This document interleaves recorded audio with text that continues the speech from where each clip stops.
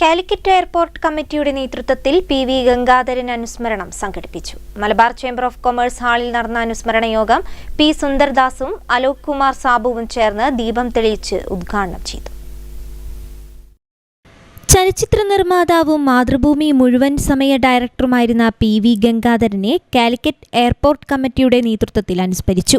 Calicut airport committee chairman Alok Kumar Sabu, P. Sundar Das എന്നിവർ ചേർന്ന് PV. ഗംഗാധരന്റെ ചിത്രത്തിനു മുൻപിൽ ദീപം തെളിയിച്ച് ഉദ്ഘാടനം ചെയ്തു.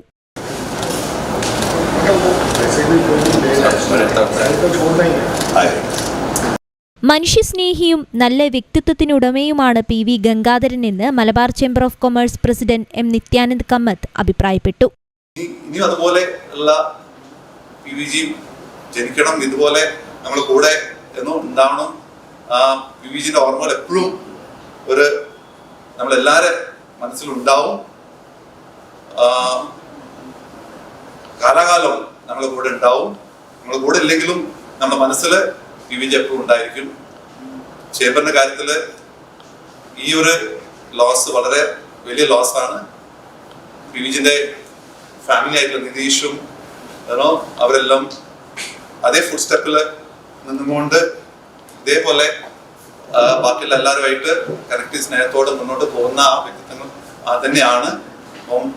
അവരിലൂടെ പി.വി.ജി നമ്മളെ കൂടെ ഉണ്ടാവും. മാതൃഭൂമി ചെയർമാനും മാനേജിംഗ് എഡിറ്ററുമായ P V. Chandran, Calicut airport committee secretary Paul Varghese, D C C vice president M. Rajan, councillor K. Moideen Koya, Puthoormadam Chandran, P M. Muhammad Koya, Anoop Narayanan, Thomas Mathew, M P. Suryanarayanan എന്നിവർ സംസാരിച്ചു. News bureau, Kozhikode.